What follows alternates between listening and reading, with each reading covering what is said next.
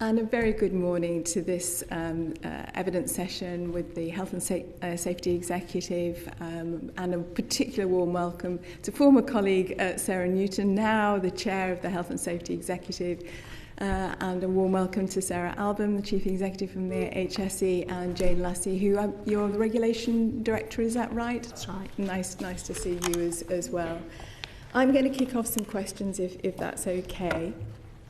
Obviously this year, 50 years since the establishment of the HSE, a lot has happened in that time.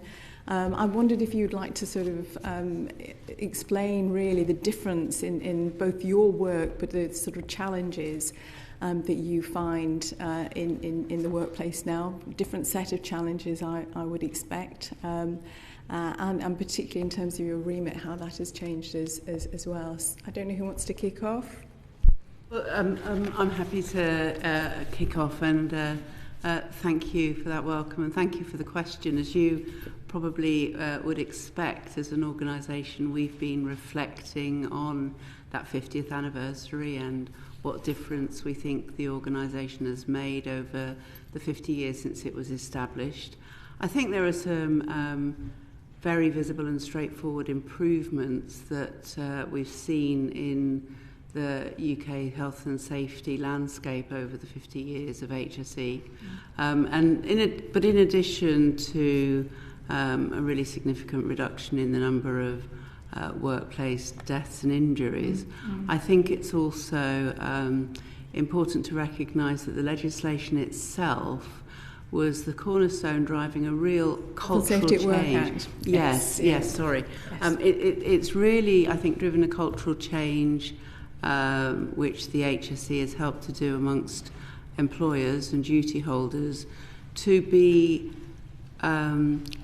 truly responsible for thinking about the risks that their work activity creates, but also crucially responsible for mitigating those risks and dealing with them. And I think when I've talked to colleagues from other jurisdictions around the world, the thing that struck me is we've created a culture where it doesn't require the regulator to tell everybody how to do things, but rather has a regulator that holds people to account for their own management of the risks that they create, but recognises and respects that they are better placed most of the time to really truly understand the best way to mitigate those risks. And it gives a great deal of flexibility when it comes to some of the new challenges which we face around innovation and moving to net zero. We're not having to wait for us as a regulator to tell people how to innovate or how to move forward, but we can work in partnership with those duty holders.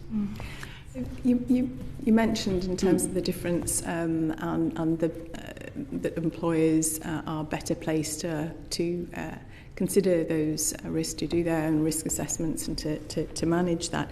So you also mentioned fatalities.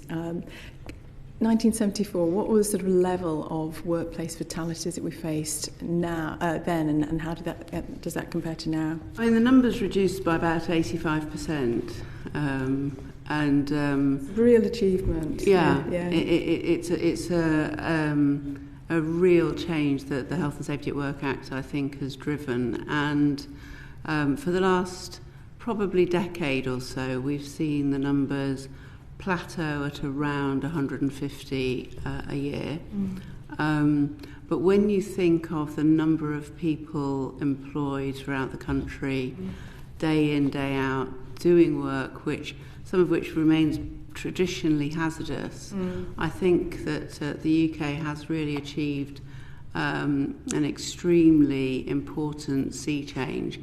And that's not to minimise or to underestimate, the terrible tragedy that still sits behind that statistic of still people losing their lives or being seriously injured and having life-changing injuries as a result of work, and that still matters, very much to us and is at the heart of what we think about in our current mission to protect people and places.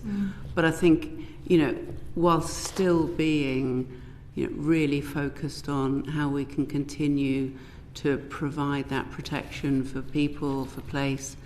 It is worth, in this 50th anniversary, pausing to also celebrate that really sea-changing legislation that the Health and Safety at Work Act introduced. Thank you. Anything you would like to add, Sarah? Yeah, I think the only thing I would add, which really supports what Sarah said and builds on what Sarah says, for those industries which we work with closely, so they tend to be the higher hazard industries, so offshore oil and gas, chemical industry, construction.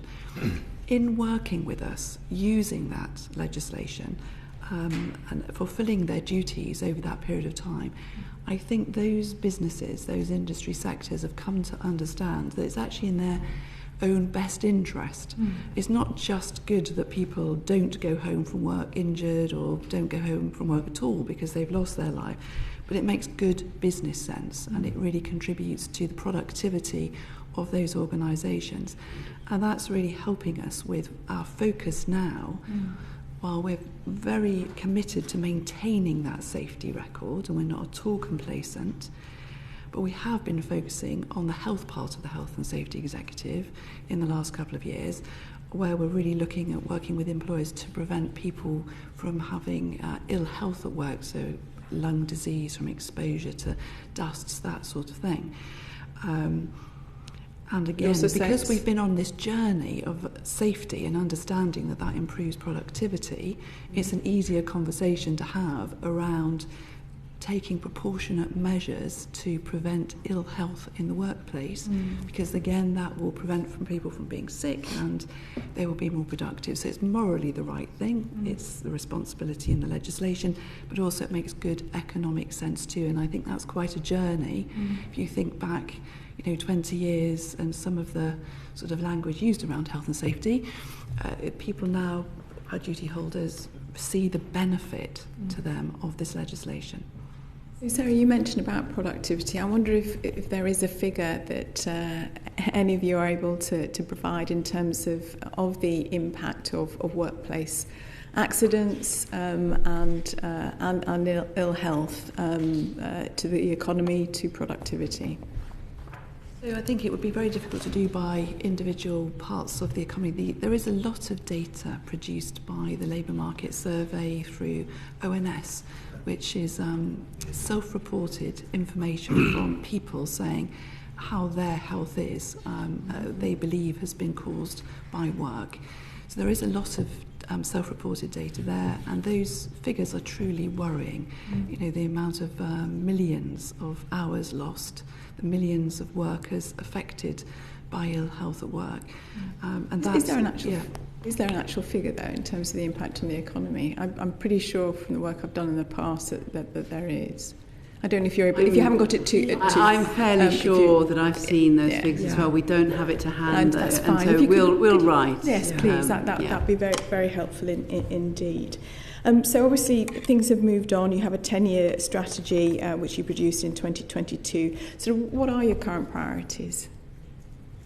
So as I mentioned briefly the name of the strategy there, Protecting People and Places.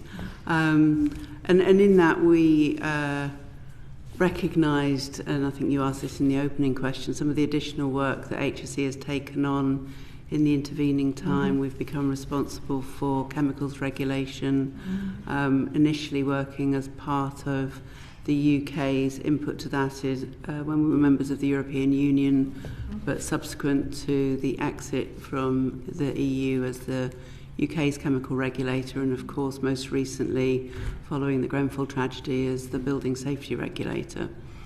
So as Sarah mentioned, we have set priorities around improving health outcomes, maintaining the safety outcomes. So and there's a deliberate contrast there to say we want to improve the outcomes that people are still facing from work-related ill health. We want to maintain the safety record. We wanted to increase the trust of citizens that their home, the place they lived would be safe, and ensure that it is safe. And that was really thinking both about the work as part of the Grenfell post-Grenfell work as building safety regulator, but also our work as the chemicals regulator, and also in our major hazards, where the impact of loss of containment in our most hazardous industrial sites could potentially impact not just the workforce, but the wider community around a particular site. We also had, as part of our sort of strategic goals, to ensure that we could attract and retain excellent workforce.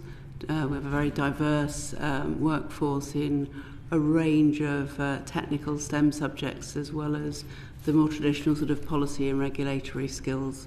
So those were our sort of focuses for the next 10 years, and I think it's given us a really good, solid base and a challenging set of objectives as well.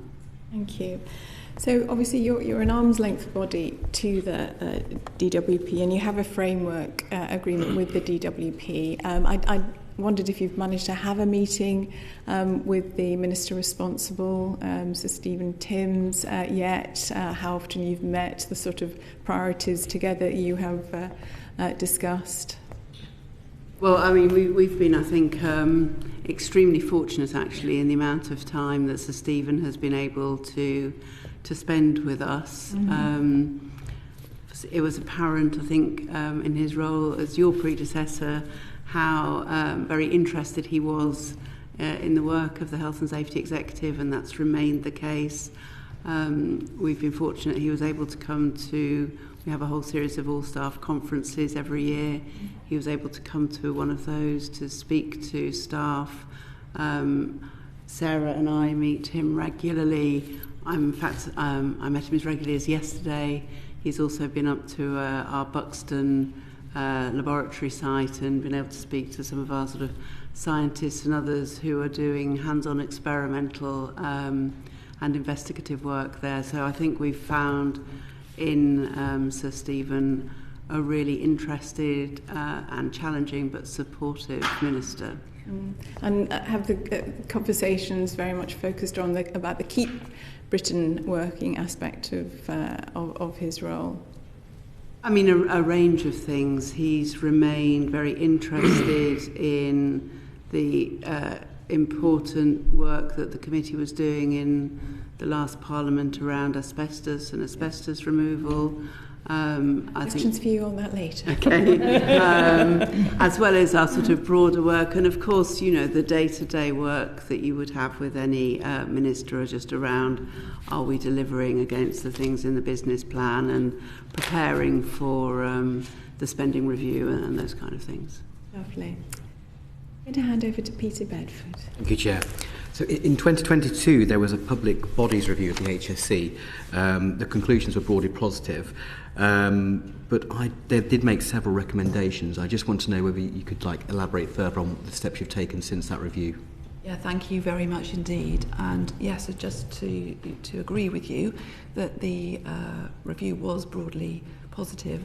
It was particularly positive around the aspects of how well led the organisation was. Great credit to Sarah Albon and her executive team, and also how well we had managed the financial challenges and the focus that we have had on being really efficient and effective, taking our responsibilities to use public money very seriously.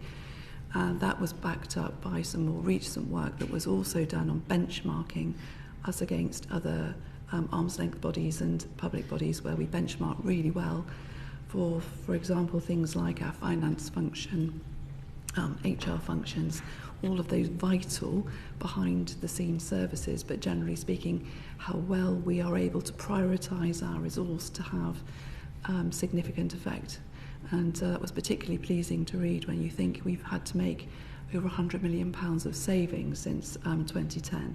So we've had to be very focused on constantly prioritising, reprioritising our limited resource on having the greatest impact on protecting people and places. So it was very good to see that acknowledgement of the achievements in against a very difficult financial situation. Moving on to the improvements, yes, there were two in particular. One was improving how we work with stakeholders, because we cannot achieve what we need to achieve alone. And it's not just a matter of working with our duty holders, but with fellow regulators. In most of the areas we work, we are part of an ecosystem with other regulators. In the built environment is a really good example, but we also work very closely with the Environment Agency on quite a lot of our regulatory activities. And we're unusual, but it's very beneficial to us that we're a tripartite organisation. So on our boards, we have independent representatives of industry, but also of trade unions as well.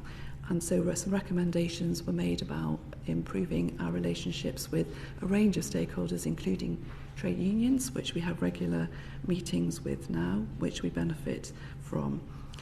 Also, there are recommendations about accessibility of our information. So recommendations about improving our website. So we very much took that to heart, and we're part of a 3-year programme of improving our website. And since we relaunched our homepages, we've seen over a 200% increase in people using them, and most importantly, a significant increase in people finding them useful and accessible. But we're never complacent, and we'll be working to improve that. And as I say, it's a 3-year programme. It's very important that people have access to the wide range of advice and guidance that people can use to keep themselves and their employees safe. The review questioned whether the status of the HSE is an arm's length body within the DWP, and whether that would be the right fit for it. I think the review also said that was going to be considered by government by 2025. Has that been considered, and have you a view on whether the DWP as a department is the right fit for the HSE? First of all, I'd like to say that how much we appreciate our relationship with the DWP. We do feel that they support us, but also really scrutinise us and hold us to account. So the chair made reference to the framework agreement. So my appointment and that of the board is made by the Secretary of State. And each year we have a conversation about what is expected of us. So clearly our role is there to scrutinise and support the executive to deliver. But there is an annual business plan which is agreed by government, set out a whole series of KPIs which we take very seriously to deliver, and I am responsible to the Secretary of State and to Parliament for the delivery of that. So we do feel very supported by the department. However, that periodic review and the previous one before did make that recommendation. And I think it was made in light of the fact that, as Sarah referenced earlier, the responsibilities of the Health and Safety Executive have considerably expanded since we were created 50 years ago, most recently taking on the Building Safety Regulator role. So we work very closely with officials and ministers in MHCLG on that work. Post-Brexit, we've taken on considerable responsibilities for the regulation of chemicals in the UK, for which the sponsoring department is DEFRA. We also work with DESNES. We've got considerable role to play in the transition to net zero. If you think about new industries, carbon capture and storage, offshore wind, hydrogen, we're very involved with those industries, enabling them to set up and operate safely.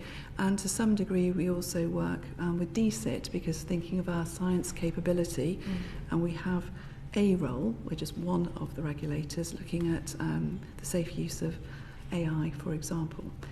So in recognition of the fact that we work across so many government departments, I think the recommendation was made to consider whether it would be better if we were a non-ministerial government department, which would be directly accountable to Parliament, recognising the scope of our work.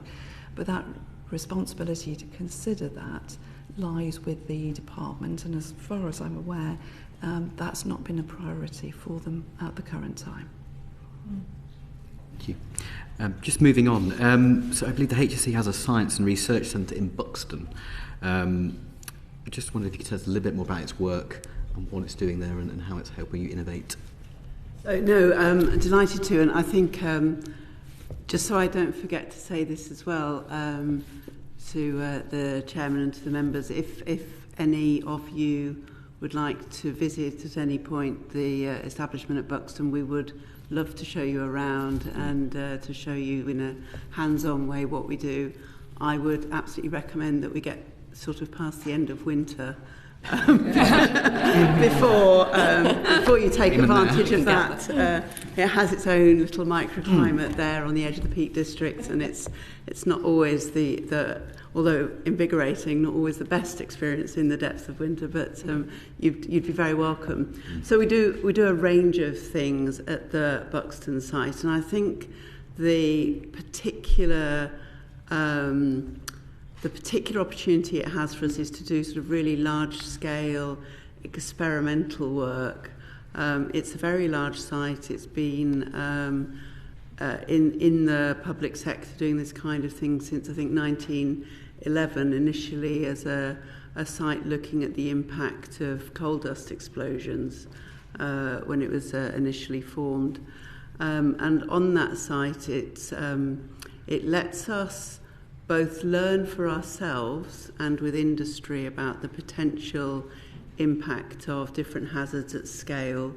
So in recent years, we've done work with gas networks to look at the impact of mixing hydrogen into the natural gas system. Various of the sort of gas companies excavated some of the older gas pipes, and we were able to sort of set that up experimentally and run different mixes of gas and hydrogen through and test what the impact was in both sort of leakage and other areas. We do work on the impact of fire in different contexts, and we've been able to look at some of the work for the building safety regulator around that.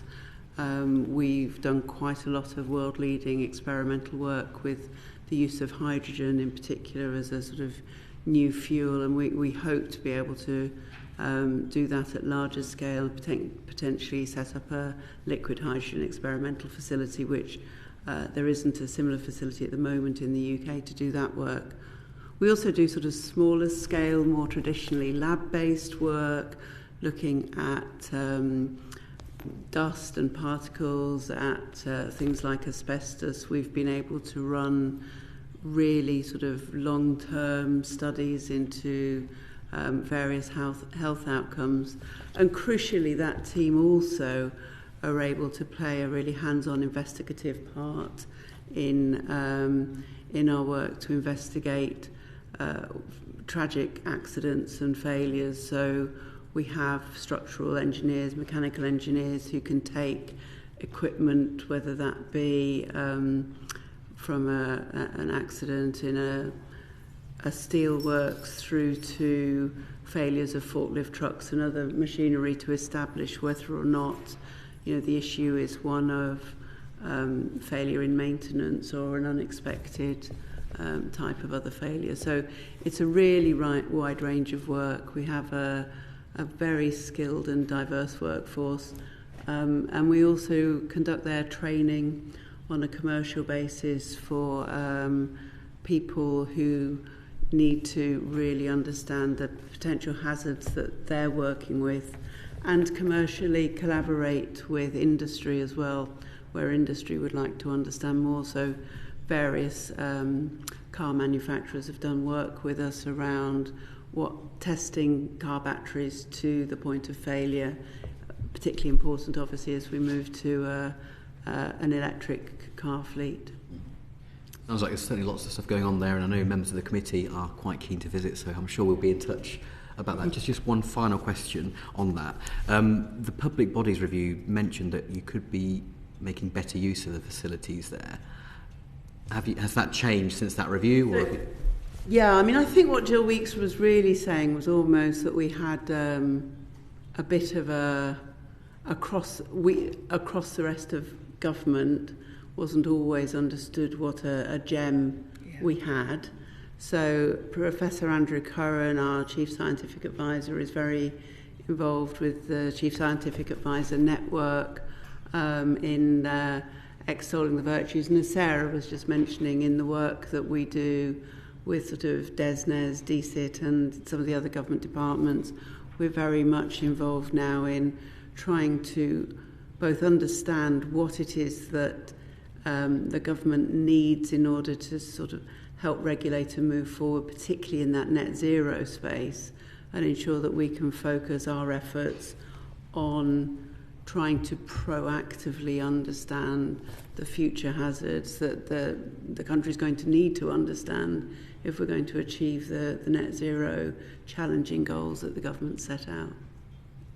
Thank you. Jill German. Thank you, Chair. So we've already heard that it's the 50-year anniversary of the Health and Safety Executive, and indeed of the pivotal role that the Health and Safety in Work Act of 1974 has played. So it's safe to say we've come a long way. So the number of work-related fatal and non-fatal injuries has dramatically reduced in that time. So I wondered, to what extent do you think the existence of the HSE has made to that? How much can that body take credit for it? I mean, it's difficult, but I might invite my colleague Jane, who has worked in the HSE for more than half of the time I think that's existed, and has had real hands-on experience of the change, both as an inspector and now leading our team of inspectors, to comment. Yeah, just 34 years with HSE. So I think what I think is safe to say is, going back to what Sarah said earlier, that we are part of an ecosystem. So HSE itself is not going to make the changes, and I think the work that we do collaborating, as we mentioned, with both employee representatives, whether that's recognised trade unions or others, or duty holders themselves and trade associations, working together. I think it's about using the right levers to make those changes.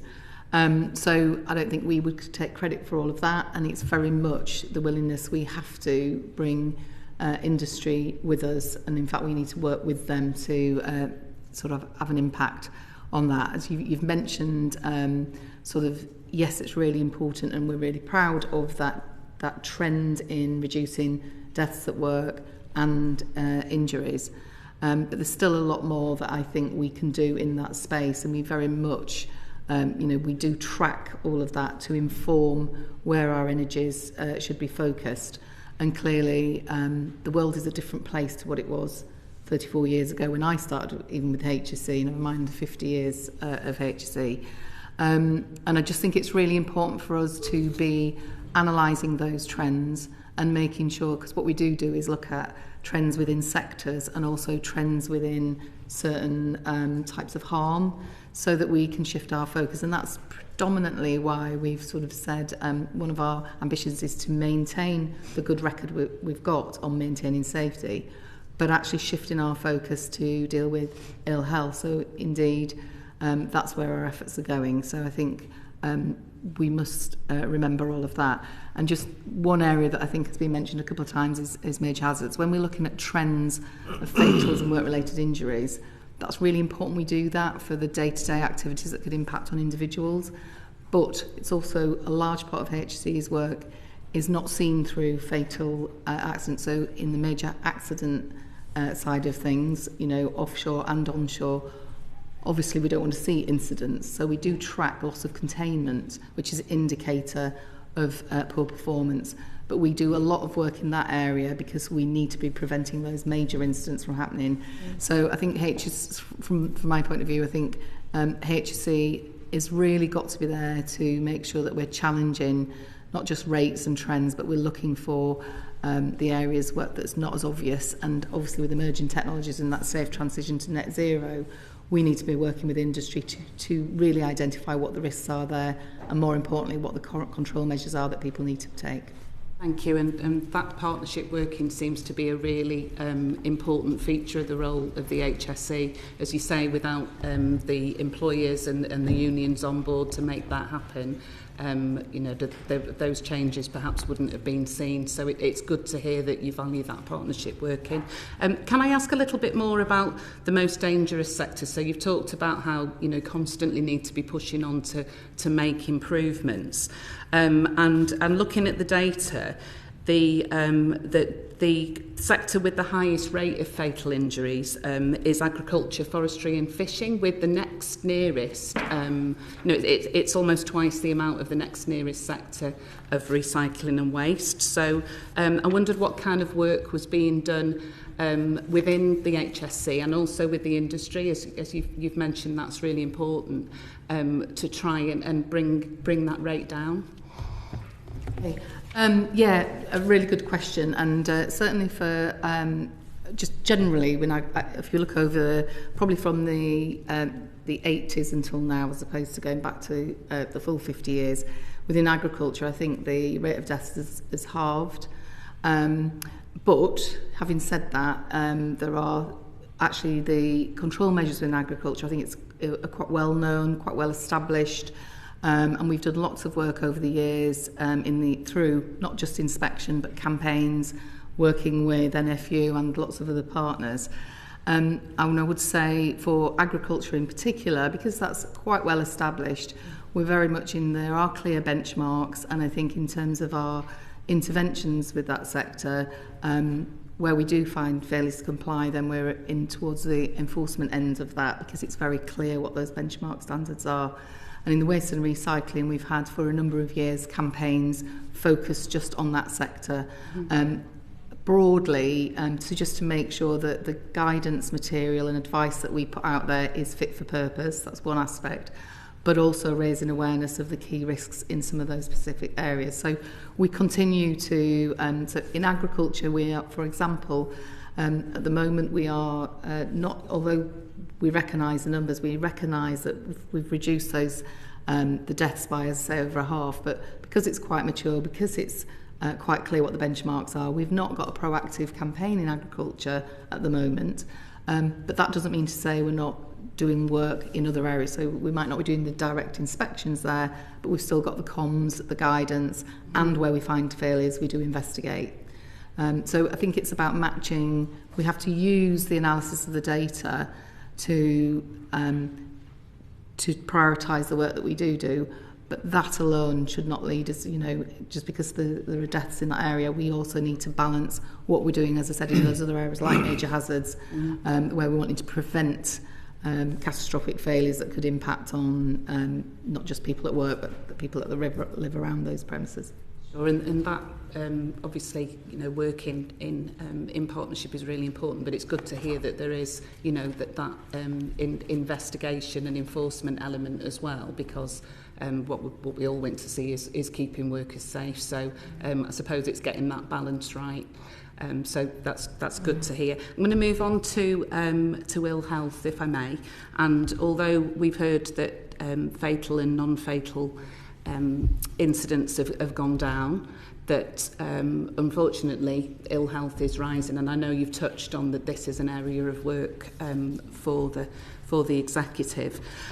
So I wanted to ask in particular about musculoskeletal, I knew I'd struggle with that word, disorders, and the fact that they appeared to be falling before the pandemic, and now they're rising again. And the other aspect of that I wanted to ask about was, so in industries like construction, where you might expect that, the numbers are high, but also in a sort of administration type roles, so and support roles, so things to do with keyboards and repetitive work, which we're going to see more of as time goes on and the workplace changes. So if you could just talk about that a little, and why we've seen that rise, and how the sectors are moving, I suppose, that you need to keep an eye on.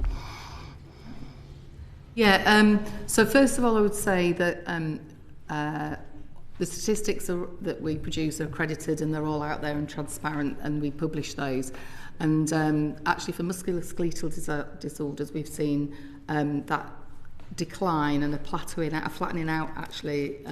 That's not the same for stress, depression and anxiety, which we may want to touch on, but for musculoskeletal disorders there is that plateauing out. However, you may say, well, what more could we do to reduce that? Well, actually, there's significant numbers of people that are impacted by musculoskeletal disorders through work activities are significant. It is a real priority for us. And indeed, we do, and in the work that we do in terms of campaigns and inspections, all our inspectors in their switch to focus on ill health are picking up musculoskeletal disorders as part of their routine activities across all sectors.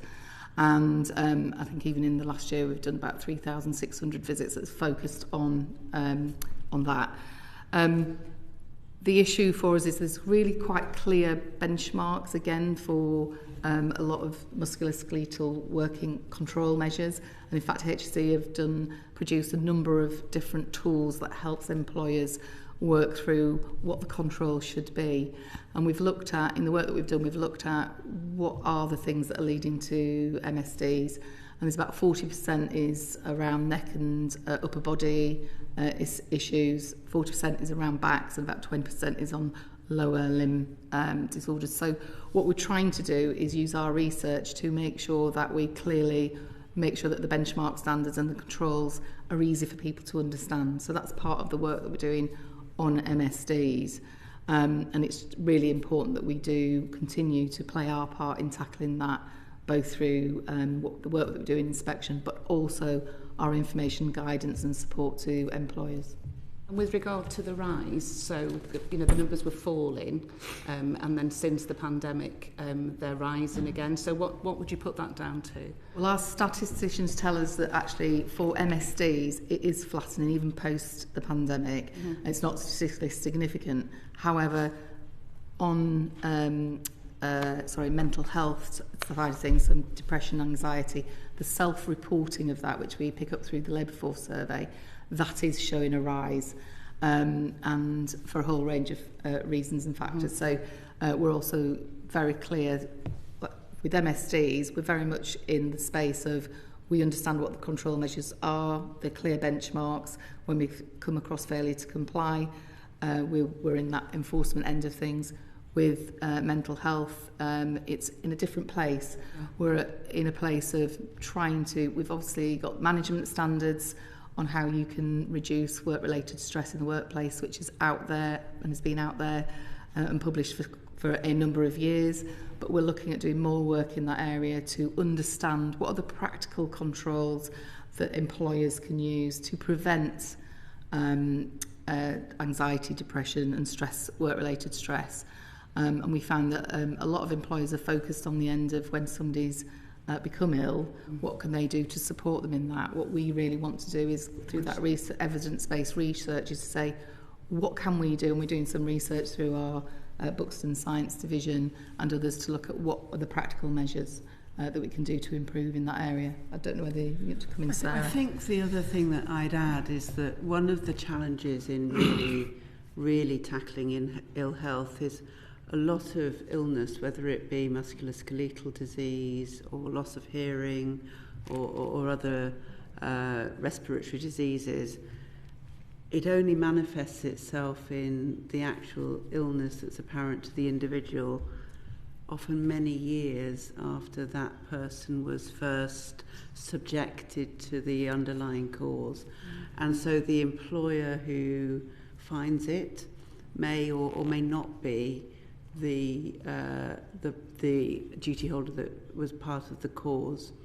And so one of the areas that we're really trying to focus on in our inspection but also information activity is around really good quality proactive health monitoring by employers, so that people are being monitored to ensure that they stay healthy, so that information is available, and so that there's much better tracking of the health impacts for workforce, as well as trying to tackle some of the underlying causes, whether that is, as you say, the kind of RSI of sort of modern ways of working that can cause musculoskeletal harm, or the more traditional lifting, but also exposures to dust or to other noxious substances. One of our current focuses is around exposure to noise. We know that hearing loss is associated in older age with isolation, with much higher levels of dementia and some of the other sort of diseases we see in old age more widespreadly in the population.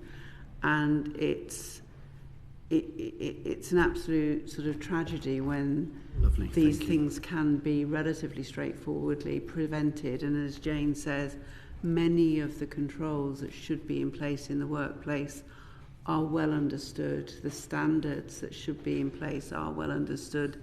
And we very much see it as our role to both educate but also to enforce those standards, to try to ensure that the current workforce in generations to come, as they become elderly, are not suffering from the ill health related impacts through exposure today. There's a lifelong consideration there, isn't absolutely, there? yeah. Thank you.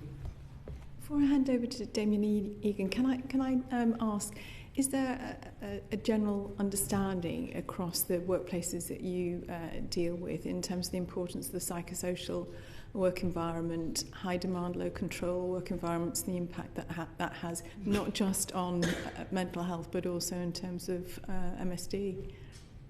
I mean, I think, as you probably may expect me to say, I think it really varies. I mean, in the same way that we still see, unfortunately, a significant variation between the very best employers who really do thoroughly consider the full range of hazards present in the workplace and the risks that poses to the workforce, and then at the other end of the spectrum, employers who really are not interested unless an organisation like HSE or other sort of similar regulators in the sort of wider safety workspace are here to require and enforce it. But I think it is fair to say as well that even some of the better employers have only relatively recently come to understand that psychological harm should be placed on a equal footing with physical harm. Thank you for that. Damien Egan. Thank you very much. I'm going to ask a follow-up to Jill's question, but just before I do, I've really appreciated doing the research before this session, and it's really opened my Newish MP to the working extent of the work that a health and safety executive does and the impact that you've had. Looking at, you've touched on it already about kind of you're always thinking about the changes in industry and the future of work. I guess I'm thinking more around the mental health aspects to it. Are there particular industries, ways of working that you see as potential risks to people in the future? I mean, I think that's such a good question. As Jane said, we are, although we have some really quite long-standing advice and guidance, the management standards out there, which is really about autonomy of individuals, the clarity of the instruction that's given to them, and the kind of things that I guess if we think back to good employers or less good employers we've all experienced, sort of there's a real intuitive sense in that. But I think in addition to that, I think we need to recognise that, as with any other health aspect, the work that you do is part of the sort of the wider health impact that you're experiencing. So the ecosystem in thinking about people's good mental health is much more complex, I think, than straightforward sort of dealing with sort of safety hazards. So things like living conditions, overall sort of, financial strain on families, the working hour as well, and the way they work, as well as the things that are very much in control of the employer, will all go to saying whether this particular individual thrives at work or really struggles. And so clearly we can't expect employers to take sole responsibility for sort of every aspect of their employees' lives, but equally we need employers, when they have their workforce, to appreciate that the members of their workforce come with a sort of complicated hinterland that needs to be recognised in thinking about how you get the best out of people. And we are, through the sort of the team at Buxton and others, continuing with occupational hygienists and others to do further research to really understand what practical and implementable tools might be available for employers to further improve the health of the workforce, to make sure that they are doing their part to ensure that people stay well and find, and are not made ill through the work that they do. One of the things that I think has been the great strength of the HSE over its 50-year history is that we do seek to base the standards that we have and the recommendations that we make firmly in scientifically researched and valid findings, whether that's our research or others from around the world.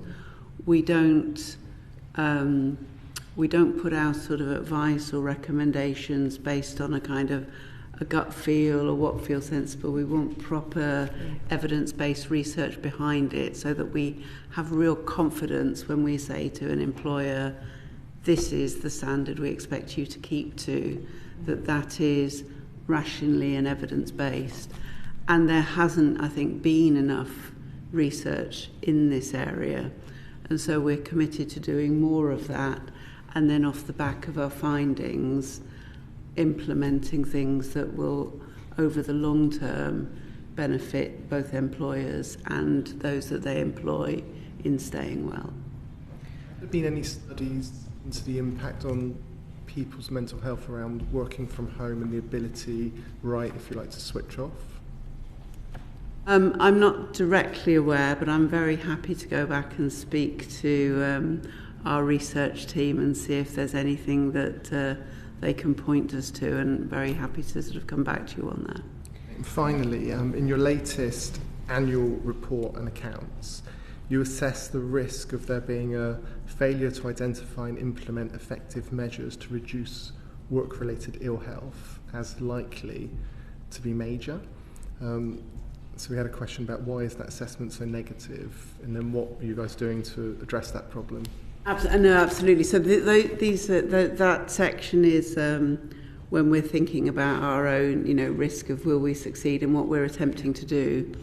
And I think I would say, and Jane may want to add something to this, or Sarah indeed, this for us is one of the hardest areas at the moment, in the sense that we can absolutely see there's a problem, and we know through our own research that the management standards properly applied can be part of a solution, but we also know that we don't yet understand, because we're still doing the work and the research, what more can we bring that's going to be evidence-based to help employers to do the right thing and ultimately to form the basis of, if you like, what comes next beyond the management standards to really drive a sea change in good mental health in the workplace.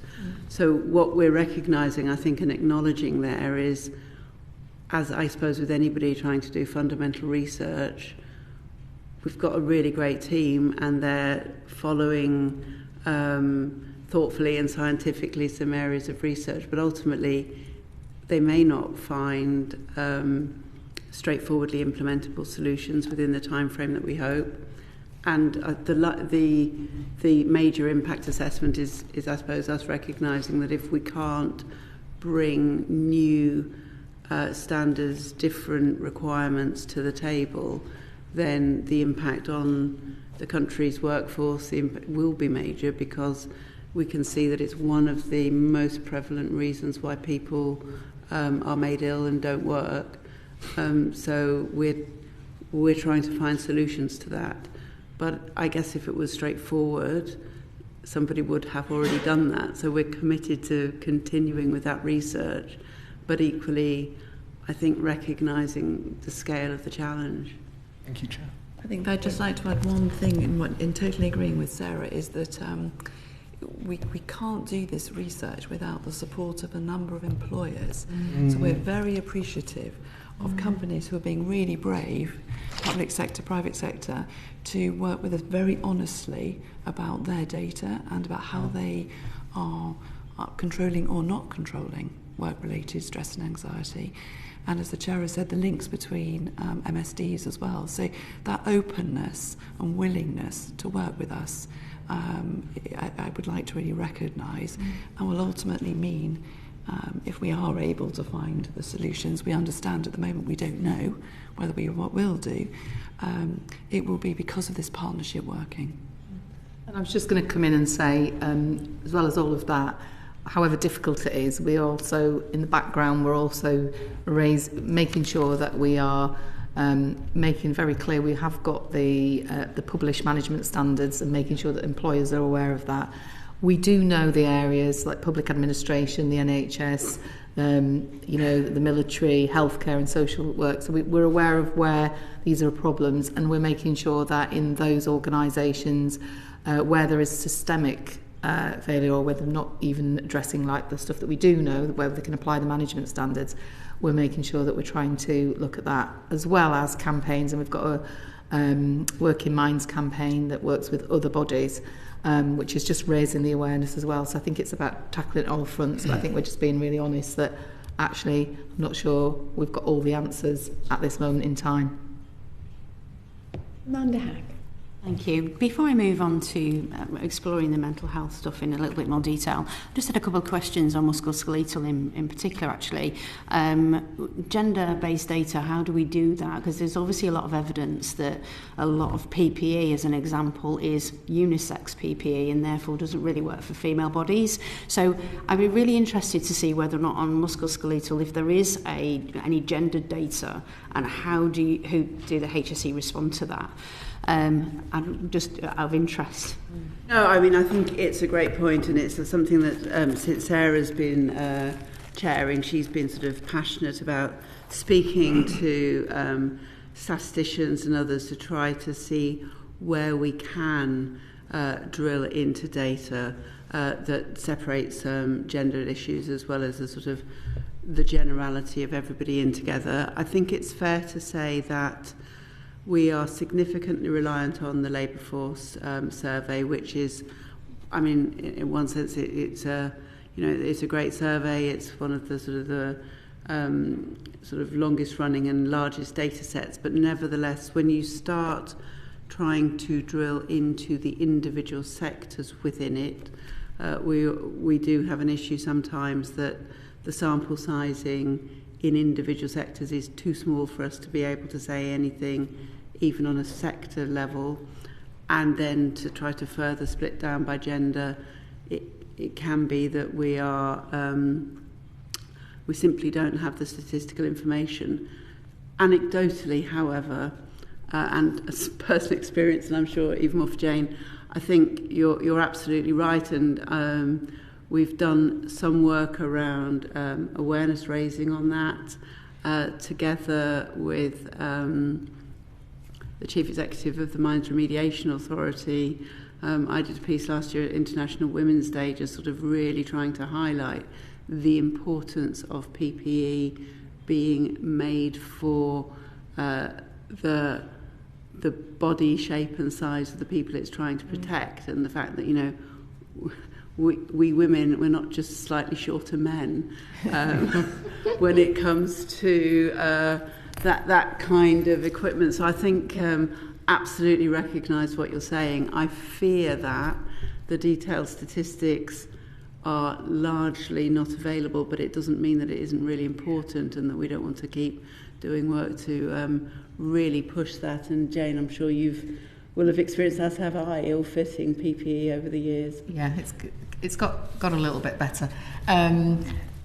All I wanted to add was, I think it's a really good point and something we were alert to, but quite a lot of the evidence base that we rely on research, not just what we do, but from around the world. And unfortunately, a lot of research is it's starting to pick up on that gender difference, but in the same way that, years ago we designed control measures around data, around physical safeguarding, guards on machines, etc., around data that was all about men in the workplace. That's, I think, for ill health and that sort of thing, it's still a difficulty for us, but I think we're alert to that, and it's about actually just, doing what we can to influence that, I think. Lovely, thank you. And just going back to mental ill health, it's obviously referred to in the overall health of the working population. Can you talk us the difference you think the HSE can make to reduce the impact of mental health, stress, anxiety within the workplace? I mean, for me, it's on a number of different levels, and Sarah and Jay might want to chip in. At one end, there are potential and actual risks that people face through their workplace, which are obvious and controllable, and that employers need to put things in place. So thinking here about particular professions where it's more likely that the workforce will face violence and aggression from their customers during their working time, where we absolutely will, under the current standards, hold employers to account for doing the right thing, having the right kind of protections in place, and minimising the danger that they expose their workforce to. And of course, if you are working in a profession or employment where facing those kind of physical dangers from sort of violent or aggressive customers or people that you're trying to protect. I mean, unfortunately, some of our staff in the ambulance service and other NHS and sort of very much their professions where people are there to help are still some of the most likely to face violence and aggression. And clearly, if you're going to work in the shadow of that, as it's not only the experience of it, but the potential experience of it that can have a really detrimental impact on your mental well-being. And in those kind of areas, we will and have directly taken enforcement action against employers who aren't putting the right kind of protections in place. At a level below that, there's work that we can do, as Jane says, around the management standards and to be requiring employers to treat people, appropriately with dignity, giving them the level of autonomy that they can in their sort of decisions around work, and just properly applying those standards. And again, that's a space I think where we can both inform and enforce. But what we hope to do is to be able to, through research and other things, get more sort of evidence-based to say, what next beyond the management standards that we can reasonably expect employers to do in order to minimise mental ill health that may arise from the working environment that they are creating and the work that they ask people to do. Thank you. In correspondence with the previous committee, you said you reserved investigations into work-related stress for cases where there was evidence of organisational or systematic problems. What would that look like, and have you conducted an investigation so far?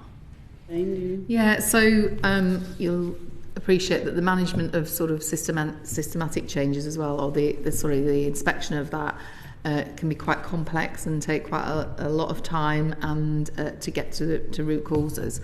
So there's a balance there about where we put our resources. So we're very clear.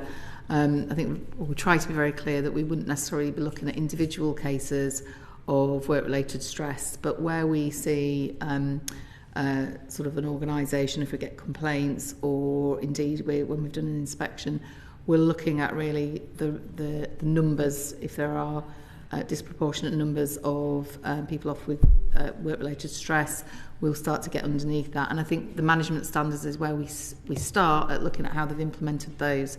And certainly we've done work across, in particular, some NHS areas, but it's not something, if I would say, it is very complex. but it doesn't mean to say we shouldn't be trying to do that in those areas. So, but I think we need to be really clear in those circumstances what we're asking them to do, and it is around making sure that the things that are in the management standards about looking at demands on people, the control that they've got, that we can examine that clearly with them. But there is, I mean, as Sarah also said, I think what impact can HSE have, we obviously get the evidence base of what we can do to help employers, but I think we need to be really quite focused on where we think we can have an impact, rather than trying to do absolutely everything and not do it very well. We need to be thinking about those industries and those sectors that can have an impact. And I just wanted to add one final thing around we talked about violence and aggression and that leading to stressing. We've done quite a bit of work in ambulance trusts, as being mentioned, but also through our links with the local authorities who do look after health and safety in other areas that we don't, like shops, offices and premises. The nighttime economy is a big area that they look after, which has a lot of violence and aggression in a whole range of areas. And that's through the local authorities that we work with. That's also an area that we can try and influence, looking at what the control measures could be there as well. Thank you. Reducing mental health and stress is part of your 10-year strategy. How successful has your Working Minds campaign been, and what does it mean to be a Working Minds champion? I think in terms of getting some really significant employers to commit to, as Sarah says, both sharing their data with us, but also publicly championing the importance of creating workplaces which are considerate of the pressures on their workforce.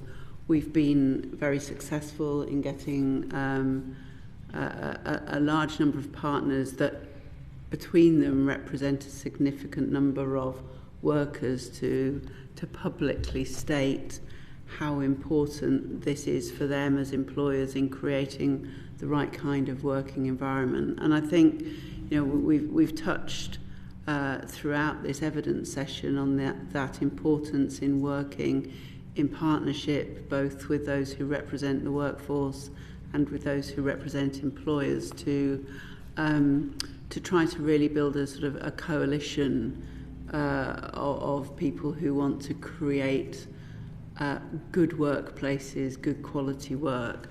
So I think in that sense of raising awareness, of getting some real commitment to take action, the Working Minds campaign has been successful. However, what we have yet to see is a significant reduction in the amount of ill health. So I think I think it is great that we're seeing the sort of the raising of awareness and consciousness and a commitment from employers of all sizes to taking this seriously, and I think they are doing. However, we need to sort of keep at that work and start to see an actual reduction in work-related ill health, because the end goal for this is fewer people made ill through their work and fewer people exposed unnecessarily to sort of stress and psychosocial harm.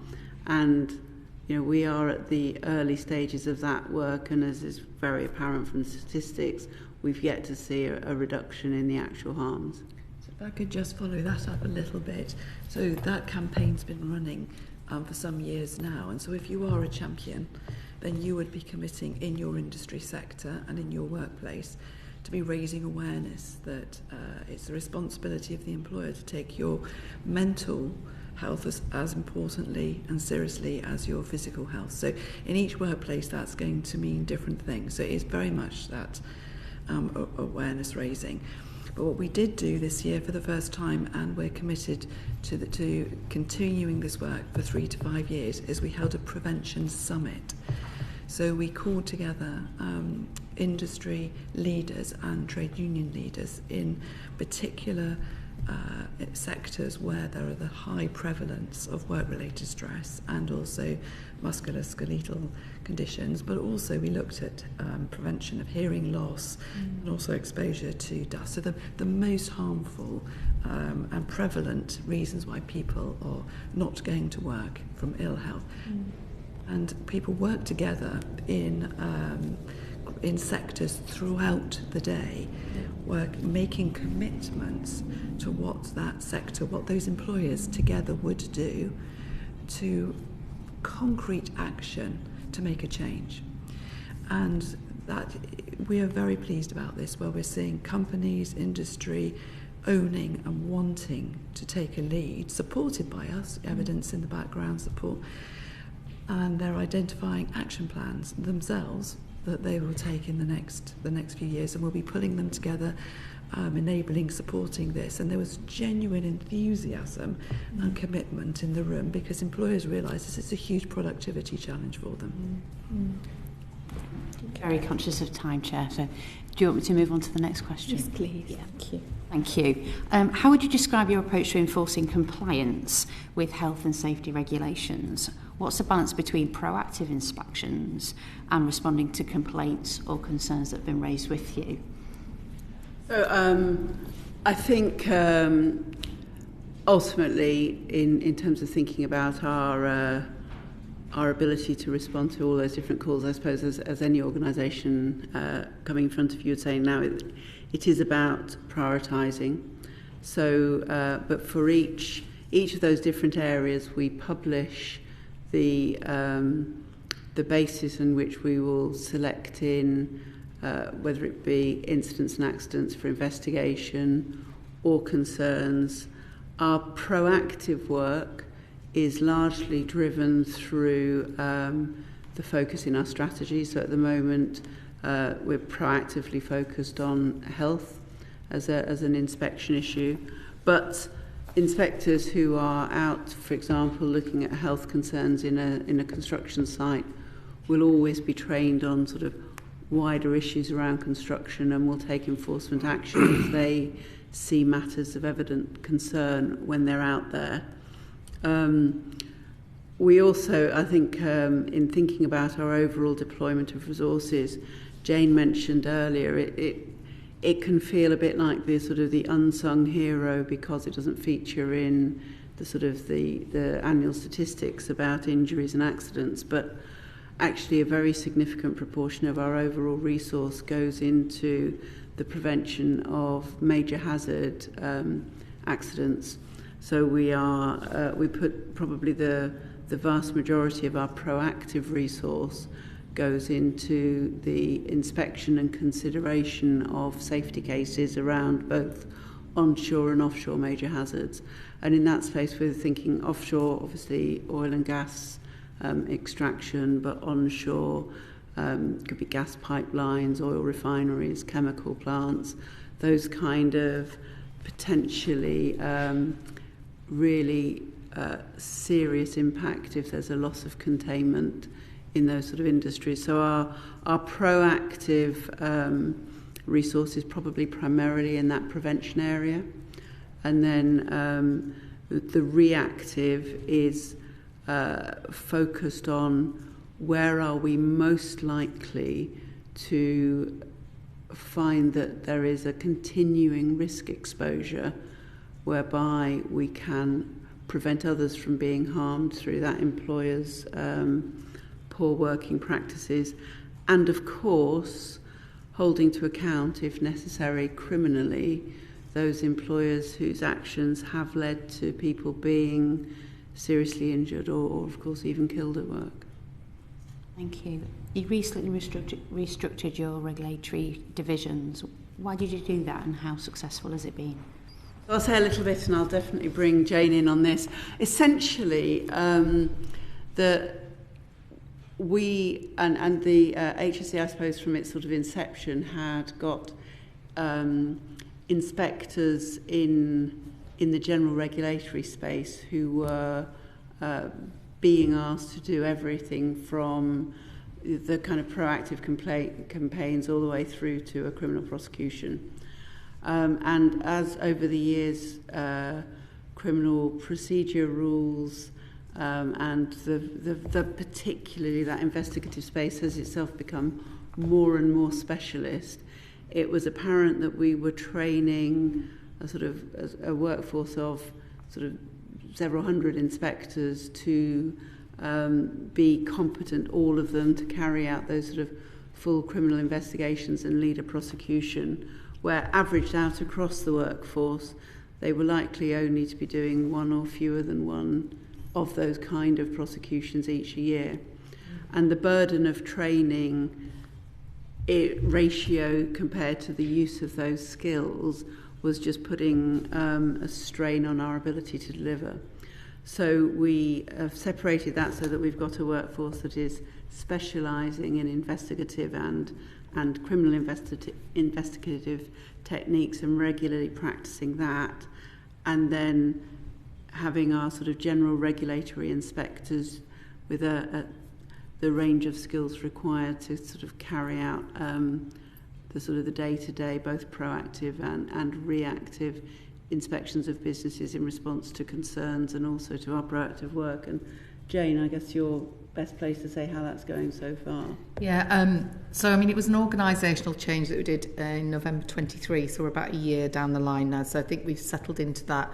You know, that had an impact on staff, and we tried to minimise that and manage that in terms of, defining their roles. I think we're starting to see the fruits of that, and as Sarah said, really that was an organisational change, but actually it's part of a bigger vision around making sure that people who are working for us are very clear about what the expectations are on them, what we're wanting them to deliver, and making sure that we're giving them the right skills and that they've got the competence and capability to do that and do that really well. It allows us to focus. I mean, when as an inspector, myself having to manage doing proactive campaigns, and then you'd get an investigation coming in left field, that can knock you off, and you ended up juggling that many different things. It's quite difficult to keep focus, and as an organisation it's much easier for us to focus our inspection campaigns. People know that they are not going to be taken offline to do something else. But that bigger vision is also about not just improving our processes to improve our sort of efficiency and effectiveness, but it's also our professional practice. So we can start to look at different ways of having, rather than one inspector investigation, having team investigations and being just professionalising those aspects and hopefully being better than we already were at those things. Really great. And finally, just briefly, if you could just talk about your relationship with local authorities and how that's changed in recent years.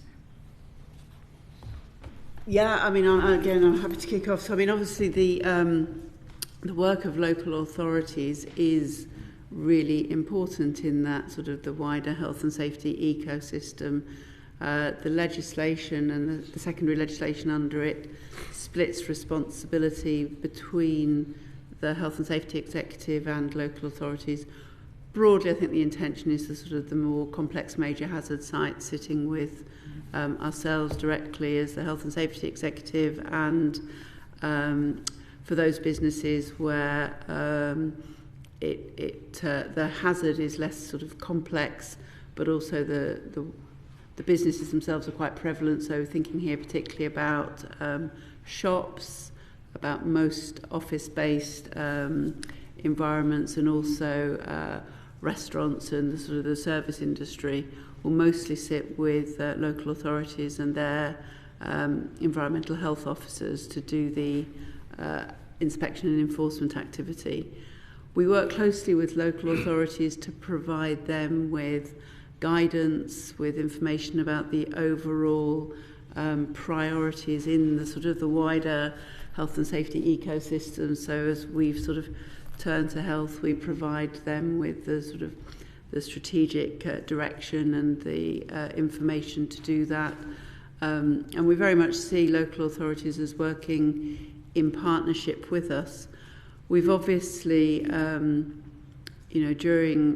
recent years, both local authorities and the health and safety executive have been under considerable financial pressure.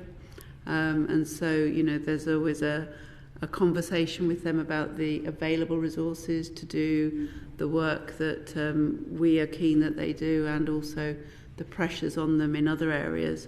And of course our relationship with local authorities has only, I think, strengthened and deepened as we've taken on the work of building safety regulator, where again local authorities are absolutely a key part of our partnership in delivering that fundamental change in improvement in building safety.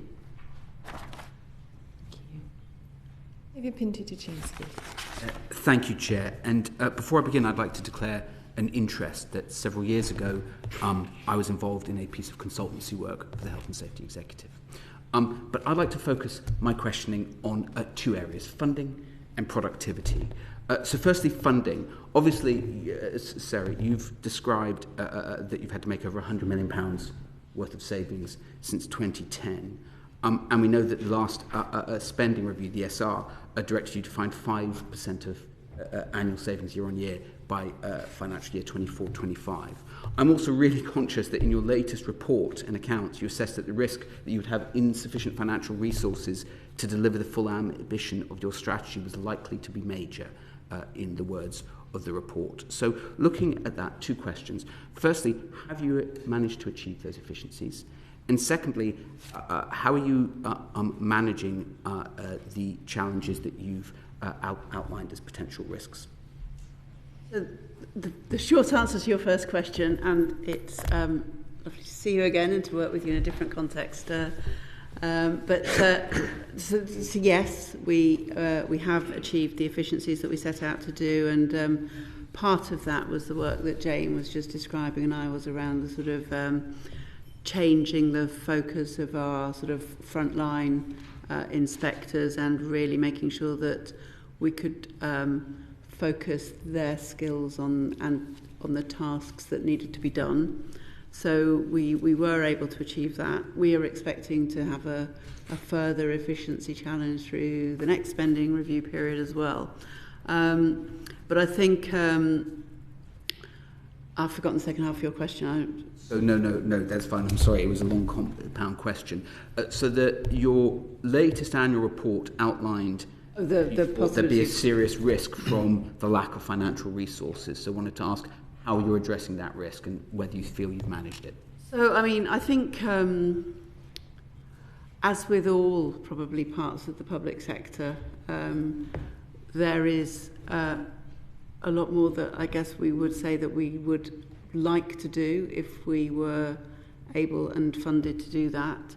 We also understand the context in which successive governments have needed to set budgets and to think about that. We have a reasonably significant proportion of our overall income comes from the fees that we collect. So the new building safety regulator is intended to be fully cost recovered activity. So provided we maintain the sort of the efficient use of resource in that area, the fees that are charged for the work that we do should enable us to expand if we need to do more work of a particular type.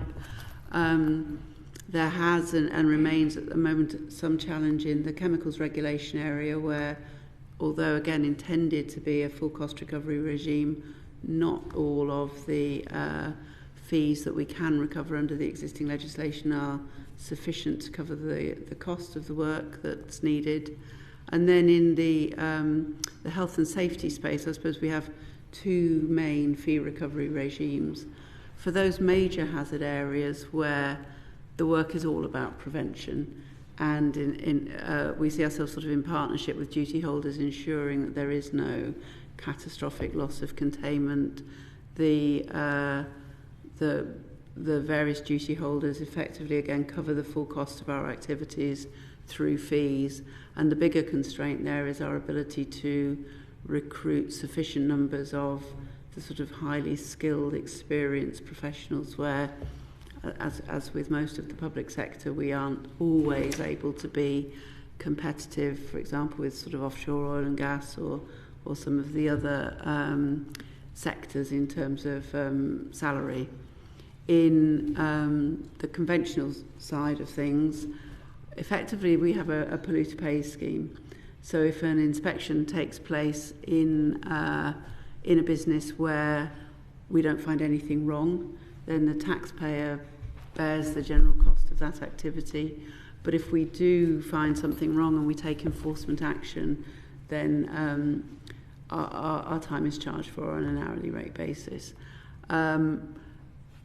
It varies from sector to sector, but broadly, I think we find some kind of enforcement activity between 50 and 60% of the businesses that we go to.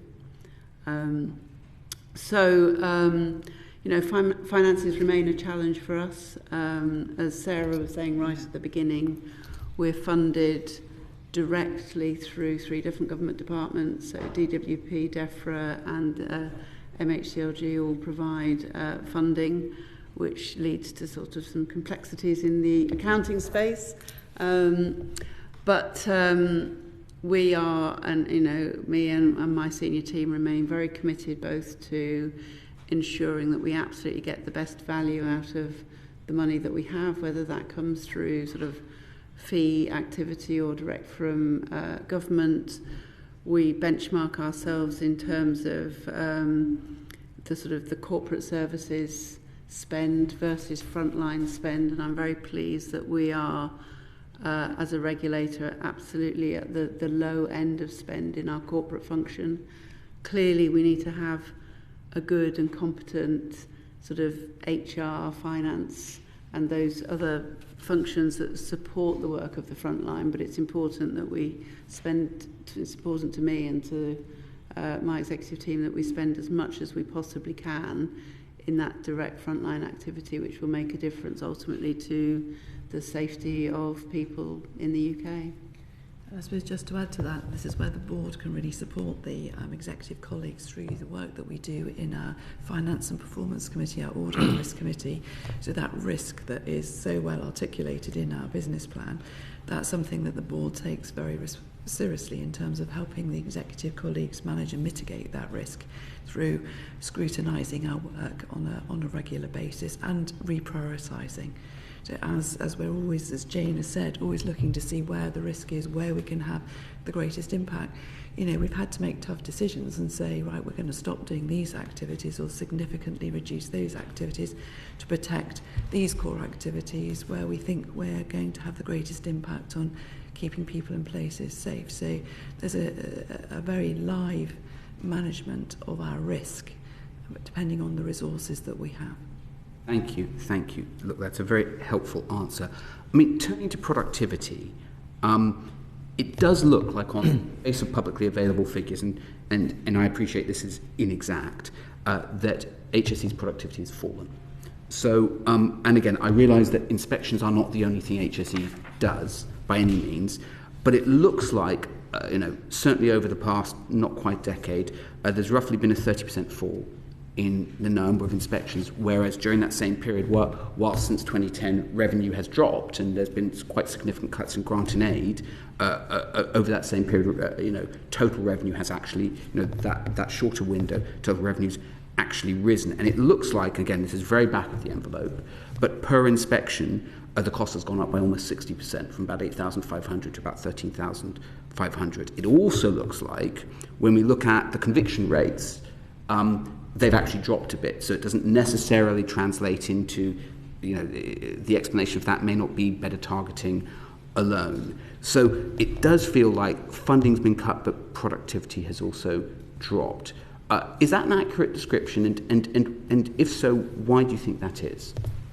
I think it's partly accurate.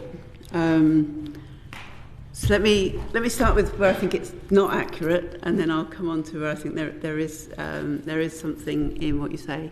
So firstly, on I think the quickest one there to just comment on quickly is conviction rate. We actually were concerned when we were sort of up at the kind of the 96th percentile conviction rate that it was too high, because we think that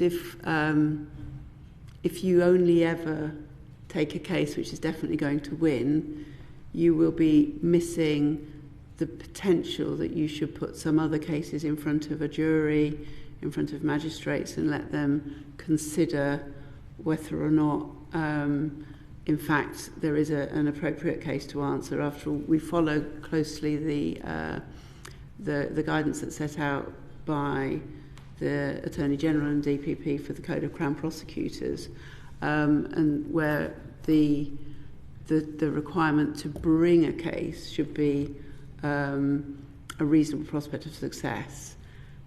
If you win 100% of your cases or near to, you're clearly, I think, setting the bar too high. So we actually proactively set out to think about we should take more of a risk to consider if we're bringing the right set of people to justice. Then there's the sort of direct comparison, I think, that you were sort of saying about, as you absolutely fairly recognised, inspectors don't only inspect. And when we're counting inspections, probably not tremendously helpfully in terms of sort of collection of statistics, we are talking about the inspection in conventional health and safety rather than the work that we're doing in major hazards, where it's counted in a different way. And we have undoubtedly been shifting more of the resource into major hazards as the overall budgetary position has squeezed, because we think it's so important that there isn't that sort of loss of containment in a major hazard site. But then that comes down to the issue about, but there's still something in it. And I think this is about a recovery from recruitment freezes and things like that. So we had now sort of more than a decade ago some really significant periods of time when the organisation wasn't able to recruit new inspectors at all. And that's left us with a ratio of experienced to inexperienced inspectors, which is skewed much more than we are comfortable with to newly qualified and inexperienced. So for the past several years, because, you know, it's one of those things where you say, well, you know, ideally, would you start here? No, but it's where we are. So we've been trying to recruit quite significant numbers, but it means that we've had a ratio of almost sort of 1-to-1 trainees to the people under training, and the training burden, the sort of the mentoring, the helping the newer recruits really get up to speed, that's put on our more experienced inspectors, has meant, I think, that they have spent considerably more time in that mentoring, training, development space than in an ideal world we would have. But if we're not just going to see a sort of continuing diminution in numbers, I think it's the right thing to do. I think it's important that we do sort of build back up to that sort of experienced and qualified workforce. But it certainly put a sort of a drain on our ability to do as much productive work as we would want to do. And I don't know, Jane, if you wanted to say a bit more about that. Yeah, I was just going to also say part of the sort of organisational change that we've done, that's one to bring focus, but also it allows us to approach our regulatory training programmes slightly differently. So that's currently work we're looking at the moment. So we're able to be, let's say, bring people up to speed in their areas sooner if you are focusing on either one or the other, investigation or inspection. So there's a range of things that we are see that we need to do in changing the way that we work to make sure that the people are competent and we've got the capacity to do the work, and that we're getting the best from those resources and the people that we've got. So I just think it's we can see that there are organisational changes that we need to make to improve that, and I think that's where I would see our trajectory going. But certainly I think the pressure on training, you know, that balance between experienced and inexperienced staff, I think our people have responded remarkably well, actually, and we do pride ourselves in the training that we give our people. So I wouldn't say that was the wrong choice to make, but I do think we clearly want to improve that position in order that people are then available to actually do the day job. And we take that productivity point, though, very seriously. So we have very clear expectations about where people will spend the time, the proportion of time that we want to see our inspectors spending on sort of frontline inspection activity versus, personal development, training their colleagues. We monitor it very carefully and closely, and it's been and remains an area of really significant focus for us to make sure that we are using the resources available to us, which fundamentally are the skills of our really sort of talented and committed workforce, in the most effective and most beneficial way that we can to them, but fundamentally to the people that we're here to protect. Great. Thank you. And one final question, and I'm very conscious of time, so I'll be brief, but exactly to that point, and we'll hopefully return to this later. Obviously, you're also doing this within the context of an expanding remit.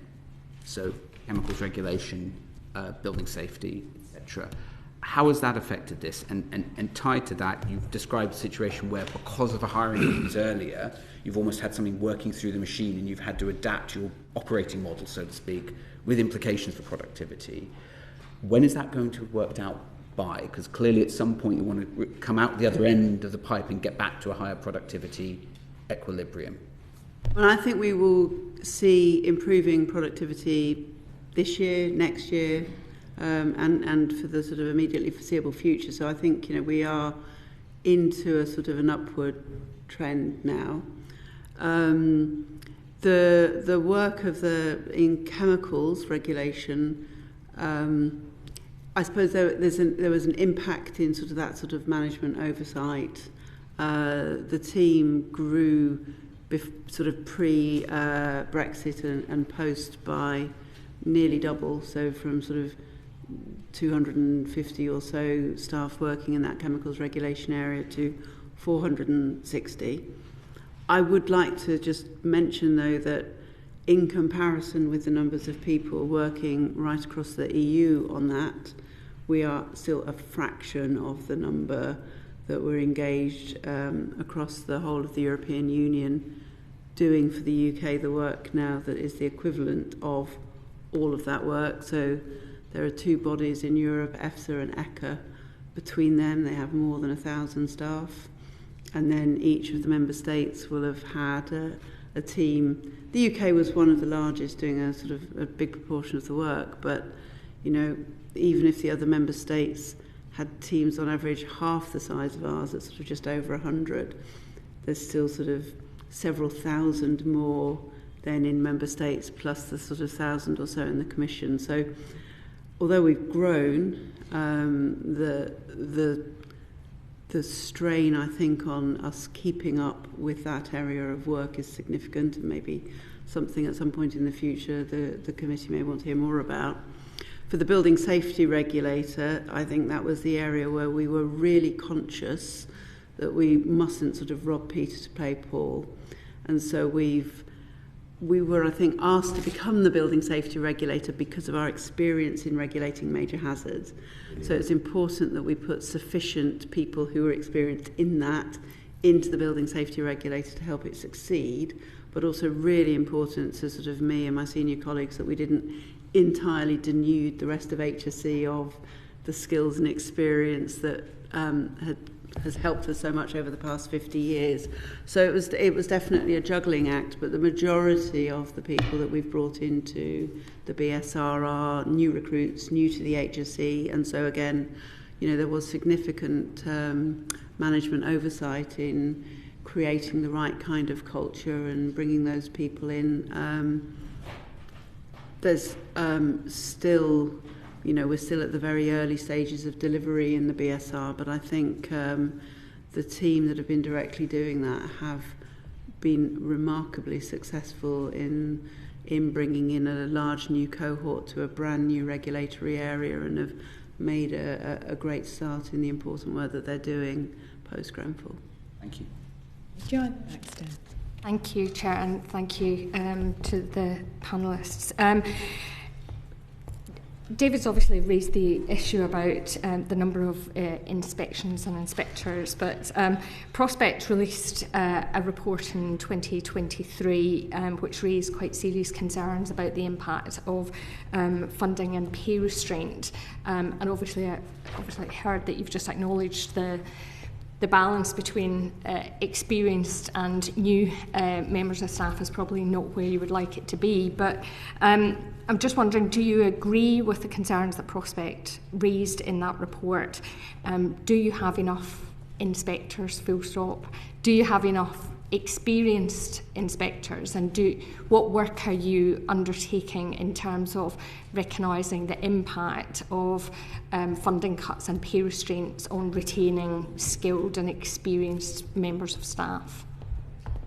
I'm sure Jane will come in on this. I mean, I think we sort of partly recognised the picture that sort of Prospect painted in that, and I think you'll have heard really in my previous answer, we have undoubtedly had to recover from various times when there was a sort of recruitment freezes and those kind of issues. The overall retention in HSE is still very strong. So, you know, I think HSE is a great place to work. Our inspectors and our other staff, we have a lot of other professionals who are not part of the inspectorate cadre, but who play a really important part in the work we do. I think you would find overwhelmingly committed to the work that they do. They really understand the value and the importance of the work we do. And in that privileged position of leading people who are so committed to what we do, we don't mostly have a really large problem with retention, but we do have an ageing workforce. We have, as I said, been trying to sort of recover our position by recruiting significantly, but it has meant that the proportions of really experienced to less experienced is not where we want it to be. But we also, and we do this, as Sarah was saying, very sort of mindfully, we have to think about where we put our resource and what we are resourced to do and what we're not resourced to do. I mean, we were talking earlier about, the importance of an employer managing the demands on their workforce, and we are conscious of that as well. And in managing the sort of the day-to-day requirements, we can't ask people just to do sort of more and more work to make up for the fact that there are fewer of them. So instead, we have to think about what are the sectors or the type of activity that it's most important that we intervene in, that we tackle.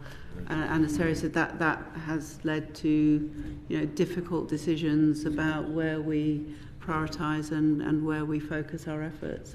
Jane, let's come in. I mean, things like the pay constraints, it's that's there for, as Sarah said previously, across the public sector. We can't always get the specialists and the people that we want. However, there is something about the overall package of working for the civil service and also for HSE, and making sure that we are signalling those to potential applicants. We're also having to think about different routes of entry. So the traditional route of entry, that somebody comes in, we spend X number of years training them, become an inspector. Actually, we've looked at different routes of entry, so bringing want to get a much more diverse workforce, but also making sure that we are not now expecting, there are some roles where we expect somebody to come in who's very experienced in a certain sector, and we do need those types of people, but we can also bring people in and do some of our what we call grow your own, and take them through different routes to get to the same place. So I think we've had, probably just like many across the public sector, we have to think really laterally about that attraction and retention piece of our people, and also we will tend to bring people in who might be towards the end of a career in sort of commercial environment and come to us. So there are benefits as well in terms of what we can offer. So there is, as we've said, it's been and will remain challenging, and I think do we recognise the concerns? I think we work really well with the trade unions in HSE, and we've got good dialogue going with them, and I think some of what they said in that report we recognise, and we're doing what we can to address that. Maybe not everything we agree with what's in the report, but I think mostly they're just trying to really highlight the challenges that we have had and will continue to have. It's not going away, but the sort of the environment that we're working in. Have you had recent discussions with Prospect about addressing the concerns within that report? Yeah, I mean, we have sort of regular dialogue at all levels with Prospect and also with the other two trade unions that we recognise. And we have a very well developed way of sort of the unions being involved not just in the change that we do or pay negotiations, but sort of, you know, involved in conversations at all different sort of levels throughout the organisation. And indeed, we met them as recently as yesterday when they came in to see Sir Stephen Timms to sort of talk about the work that they're doing, and they're I think just wanting to say, both as a union that we recognise, but also in the wider context, the value that they feel for the HSE and the work that the HSE does. So, following the funding cuts in 2010, HSE introduced a system known as fee for intervention. So that was about recovering the cost of regulatory activities and from businesses that had breached health and safety laws. I think you'd referred to that earlier. How is that system working, do you think? I mean, I think it's settled down well. I wasn't in the HSE personally in 2010 when it was introduced, but I think it probably didn't raise quite as much money as my predecessors expected, as I think both the HSE and industry probably adapted to the work that we do. So I think we became probably organisationally more conscious that if we were going to charge duty holders for the hours that we spent with them, we needed to be very mindful of only spending the amount of time that was necessary in order to do the work that was required. But I don't think that focus and reduction in saying, when have we done what is required, when can we move on to a different company, to a different organisation, I think is actually beneficial, because it enables us to make the best use of the overall resource that we have. I think it means that the burden, or at least some of the burden of the cost of HSE, is focused on those employers who are not meeting the required standard, so that it's a sort of classic polluter pay type model, but essentially, again, that enables us to focus on those businesses where they create the most risk, and to reclaim the cost of our activity from them. And I think that has meant that we've been able to maintain a stronger presence, and notwithstanding everything we've just said about sort of fewer people and some of the sort of the stresses and strains around that, I think without those direct fee models, it's probably likely that HSE would have had to really significantly shrink its overall size and operation. So my own view is, whilst we should always keep under review the different sort of fee structures, fee regimes, the broad principle of polluter pays and that direct recovery of cost is working well, and I think it's something that we would want to look to maintain. And do you still have the netting off agreement with the Treasury? No, I mean, I think no, in the sense that there was what has turned out, but I mean, what I'm saying, slightly havering around, saying it might be technically lurking there in the background, but the netting off agreement was against a sort of what now feels like a kind of, almost halcyon possibility that we might somehow recover so much money that it entirely covered all of our costs and made a profit, at which point that sort of additional element would be returned to the consolidated fund.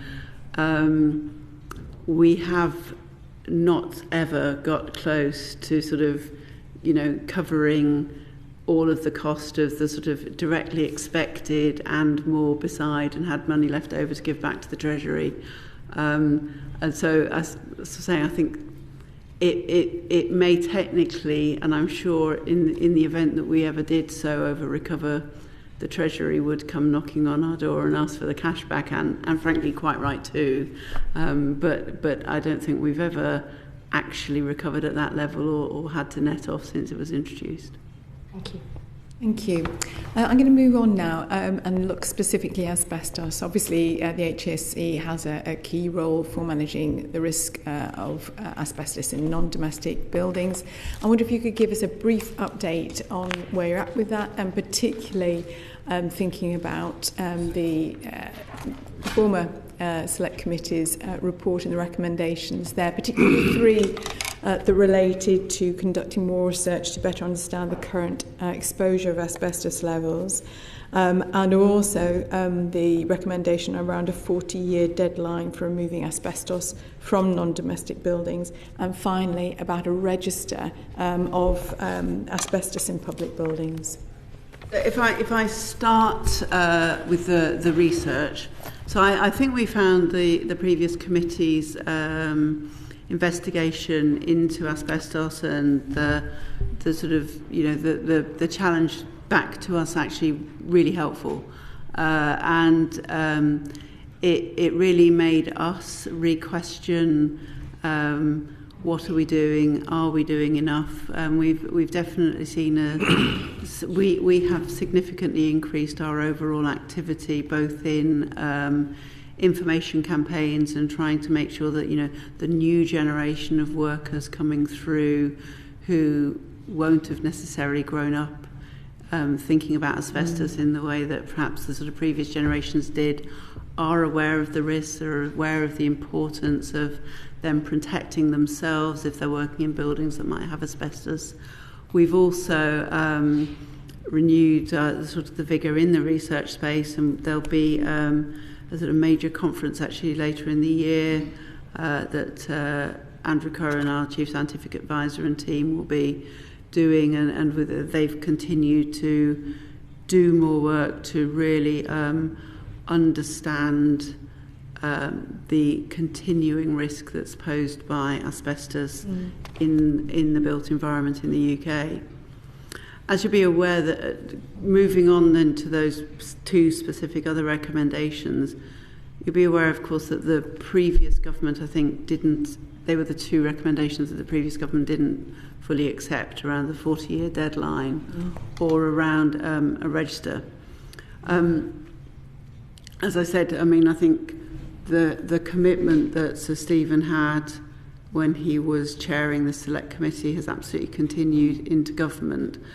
And although we haven't had any direct conversations about the specific time frame in which we should be looking to see asbestos removed entirely from the built environment, I think there's an absolute agreement between us and between Sir Stephen as our responsible minister that ultimately we need to work towards a place where asbestos is fully removed from the UK environment. To do that safely, it's really important that we understand the ecosystem that needs to surround its removal, by which I mean things like a workforce which is qualified to work with the asbestos. We know that the most likely time when somebody might now be exposed to harmful asbestos is at the point of working with it or removing it. So we need a properly and appropriately trained workforce who can do the work. We also really need to think about where will it be disposed, and have we got the right kind of facilities to dispose of that. And I think that links to the potential for some kind of register, and we're working actively with Sir Stephen to see how that recommendation around a register could be most sensibly progressed. Lovely. Well, we're seeing him next week, so that might be one of the questions that we add on to the list. Okay. Any last points you want to add about that? About asbestos, no, other than if you and some colleagues from the committee are joining us up in Buxton, we'll be able to show you directly some of that research that we're doing and some of the work we're doing on asbestos there. Lovely. I'm going to move on to Steve Darling. Thank you, and I've got a couple of follow-up questions in light of the discussion so far. So, some ambulance services in the United Kingdom have identified a 10% increase in assaults on their workers. In light of this, what changes have you worked with ambulance service to protect those men and women who are going out to help people and sometimes suffer serious assaults? Okay, well, I'll kick off. I think in that we have focused some of our work on the ambulance services, and it's about really just making sure they've got the systems in place to make sure they've got the appropriate control measures in place, and that's by doing a sensible risk assessment, looking at what control measures they can put into place. In some of those trusts that we've looked at, we've given advice and specific advice to them. So I think. So what tangible changes would you suggest have occurred because of your intervention? The so what question. I think, we've taken, against individual ambulance trusts, we have taken enforcement action where we felt that they were falling short, requiring them to change what they're doing, and we can write with more details if you'd be interested in really that. Helpful. I think we also, whilst wanting to hold employers, including ambulance trusts, to account for ensuring that they don't expose their workforces unnecessarily or unacceptably to that kind of danger, we also have to recognise as a regulator that an employer, including an ambulance trust, is held to account that they need to reduce the risk to their workforce to as low as is reasonably practicable. And in that context, of course, the various trusts would also be wanting to ensure that we understood the really considerable resource constraints that they are also placed on. And I think for any regulator, there is that sort of delicate balance that we have to strike between absolutely appropriately holding people account to do the right thing, whilst recognising the extreme stresses and strains that various parts of the wider public sector infrastructure have been under.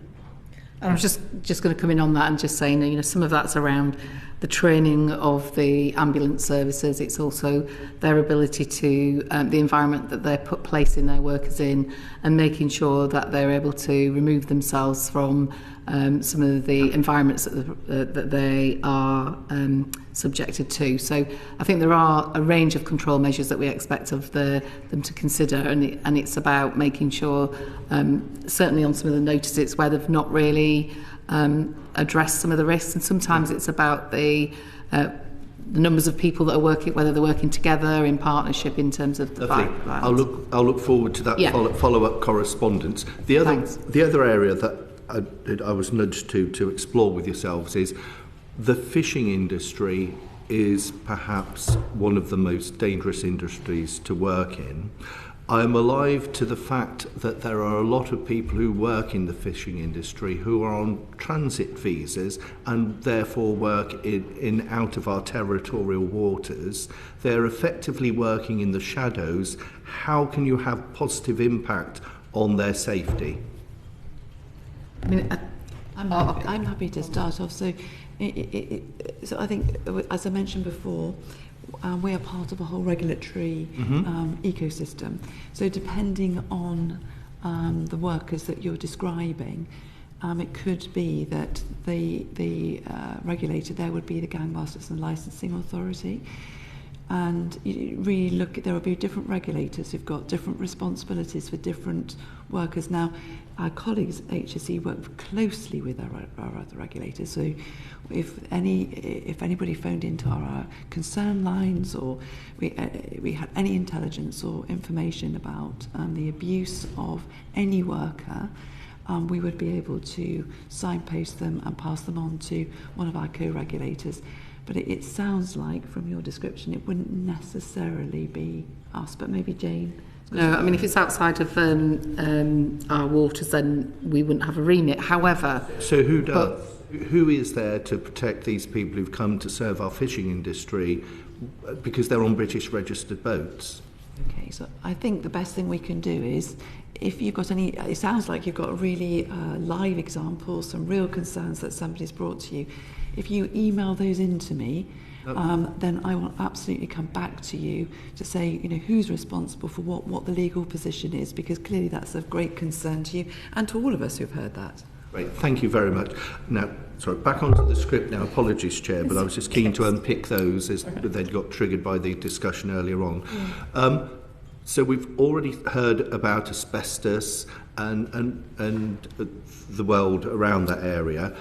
RAC and the impact of that on our workplaces is quite a significant issue when we've looked at public spaces. There's a need for a register for asbestos. How could you get involved more on the challenges around RAC and that impact that it has on a lot of our employment spaces?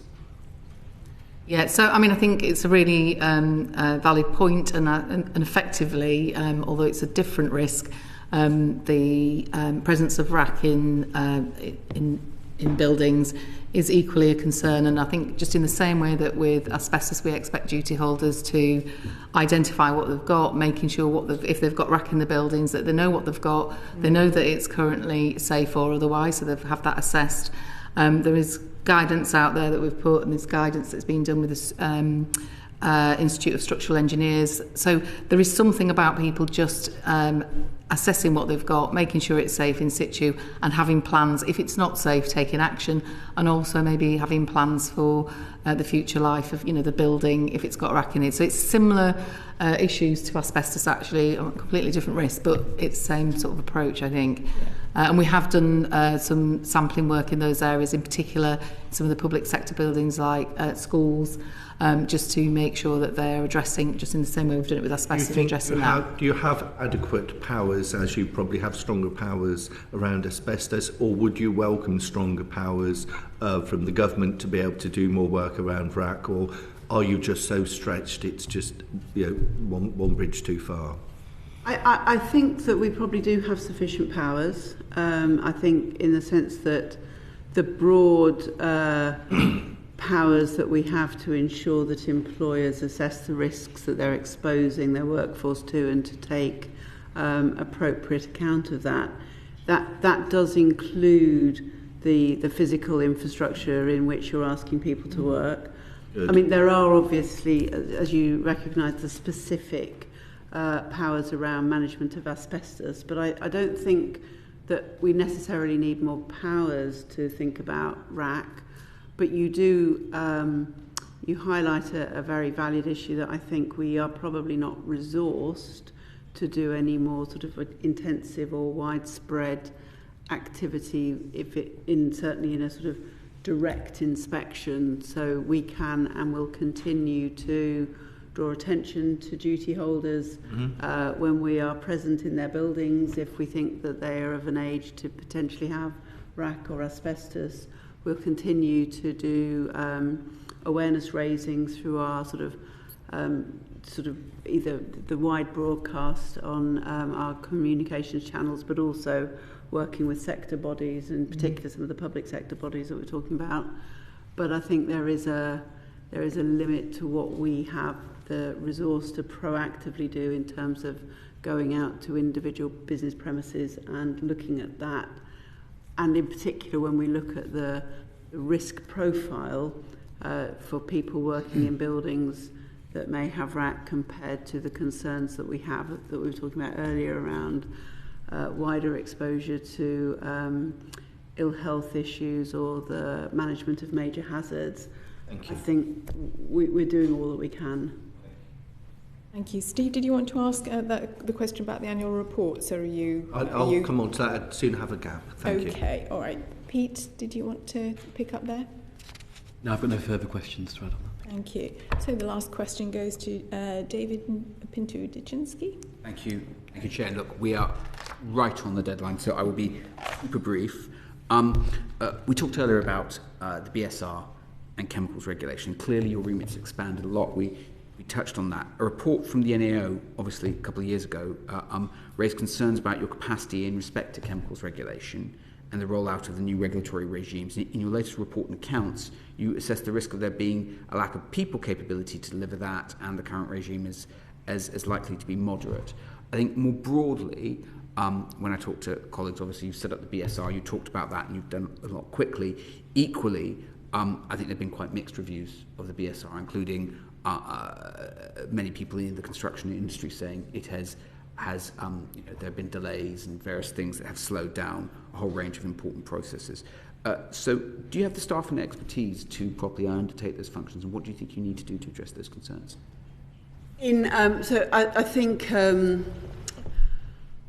think in chemicals regulation, as I sort of mentioned, we have considerably fewer staff available to us than was the case across the whole of the EU doing the same function.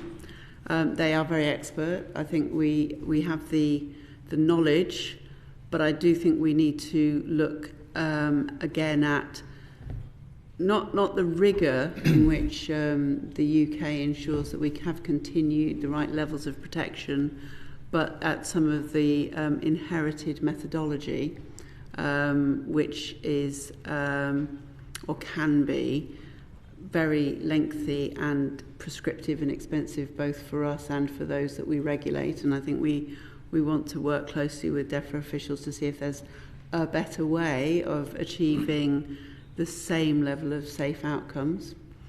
In the BSR, I think, and first of all, I should acknowledge there are definitely teething troubles, and I know in your own constituency there have been a number of sort of major projects that I'm sure will have been raised directly with you that have been delayed. And I think there are two things in play here. For certain, some of it was a sort of a learning curve for us, and we have now really significantly reduced the amount of time it's taking us, for example, in considering a Gateway 2 application. I think we've almost halved the time. So when we started a year ago, it was taking in the region of 30 weeks. We're now down at about 16 weeks to consider an application. But of that 16 weeks, it takes approximately 6 weeks to identify people from fire and rescue services and from the local authorities who could be part of the multidisciplinary team. So we lose a significant amount of time in trying to get co-regulators to find the right resource to work with us. And I should say that's not through any lack of willingness or effort from them. It's just around the sort of the strain on their own capacity. But also, and I think this is a sign of success in the change that the government's introduced in the greater rigour. We see a very large proportion of the cases that come in front of us still failing to demonstrate that they meet the new safety standards that are required. And I guess if we saw everything just sail through, you'd have to say, well, is this regulatory regime going to make a difference? Are people actually going to be safer in their homes as a result of this imposed effort?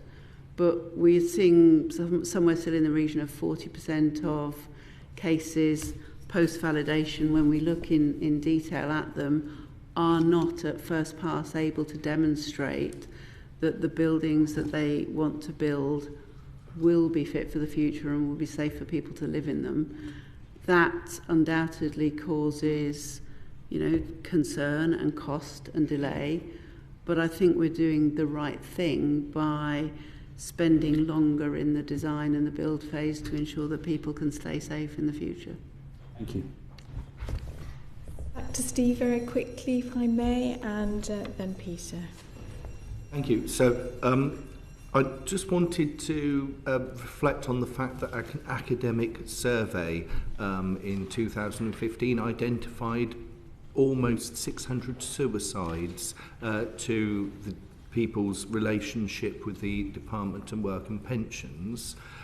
Can you explain why you've never explored that dynamic as part of the Health and Safety Executive, that impact on claimants who in that survey, just over that 3-year period, almost 600 have been related to that how they've been dealt with by the department?